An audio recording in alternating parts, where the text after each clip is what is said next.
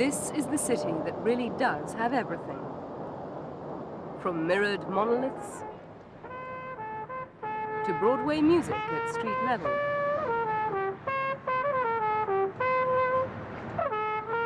Even a song costs money here, and those who have plenty of it are well catered for. This part of Fifth Avenue is rarely empty, but down at the Harlem end of the street, there is a very different example of what New York has plenty of. Here is the biggest concentration of what Americans call the underclass.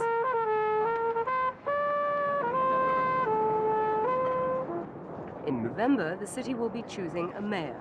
This man, Ed Koch, has held the position for 12 years and is already campaigning for a fourth term. I solemnly swear I will stay in school until I graduate. So help me God. So help me God. Congratulations.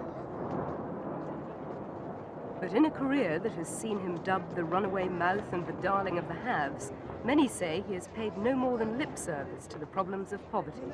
Sometimes, not even that. And how am I doing? Thank you. Will be a Koch is a living great memorial exponent of the to photo John opportunity. Lennon. Another reminder If there's a space beside that a he celebrity, was committed he'll to fill it. all that is fine and all that is beautiful in the human spirit. And he's not always choosy about who's on his campaign team.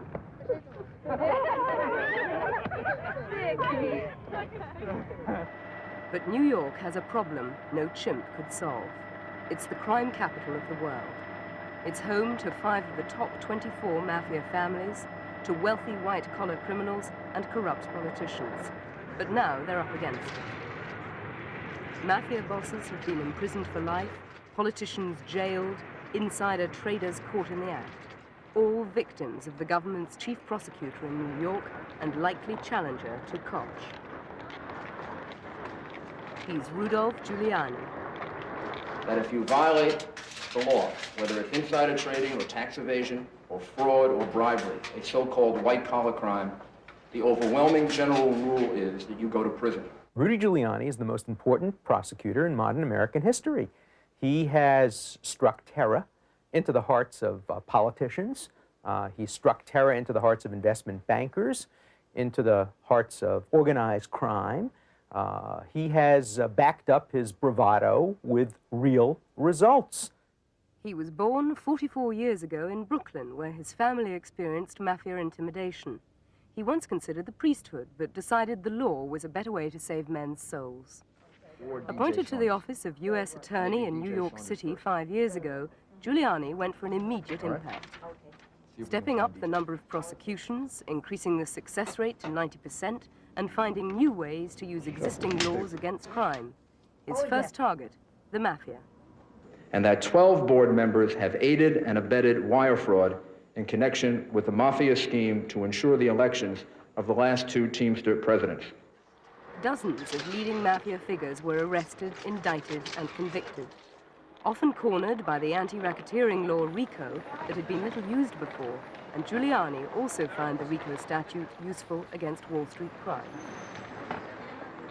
Basic thesis of the RICO statute is that the mafia and other criminal conspiracies operate many times through what appear to be legitimate businesses. It was written by the Congress originally to go after the true criminal, the guys in the trench coats and the masks with the guns, but it's now being used to go after the white-collar criminal. Threatened with the RICO law by Giuliani, the investment house Drexel Burnham Longburn last month agreed to plead guilty to 6 charges and to pay fines of $650 million. In 1986, Drexel investment banker Dennis Levine was jailed for 2 years for insider trading. I realize that I've committed very serious crimes, for which I'm very sorry. Levine's associate, Ivan Boesky, agreed to pay a $100 million penalty and got 3 years in jail, having pointed the finger at dozens of others. But perhaps the biggest fish of all, the junk bond king Michael Milken, despite 2 years of threatened action, has yet to be charged by Giuliani's office, though an indictment is expected soon. And Giuliani has made serious mistakes in his time. 2 years ago, this financial executive, Timothy Tabor, a colleague, Richard Wigton, and a third associate, were arrested and handcuffed in their offices. But Giuliani later dropped the charges against them. The men are still free, despite Giuliani's promise that they would be charged again later. Conversation with it, that'd be better. Giuliani explains what motivates his relentless drive against crime, thus. I see my job as, in some ways, I wouldn't call it a crusade, but part of the excitement of the job and part of the reason why you're willing to trade a certain amount of economic reward or even a certain amount of danger is the feeling of fulfillment in being able to remove from society some people who do terrible harm to it. Rudy Giuliani has an engine which is always in high gear.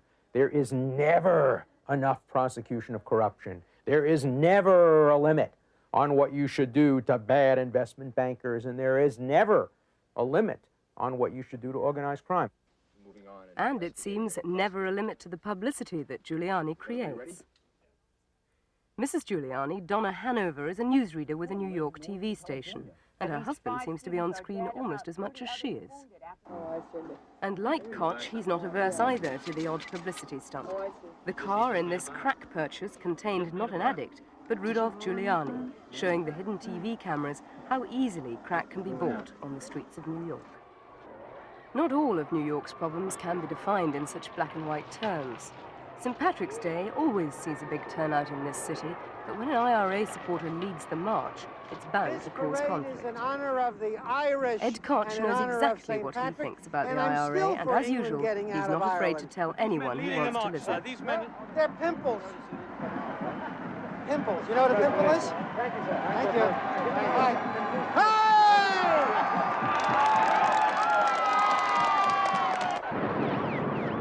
Princess Diana's recent visit to New York was the perfect opportunity for IRA supporters to voice their protests about British policy. Princess? They were there, outnumbered by well-wishers and media, but still visible. Mayor Koch obviously thought his presence here was more valuable than any Irish-American votes that might be lost through his association with British royalty. But amongst the would-be candidates for his job, he was the only one who thought so.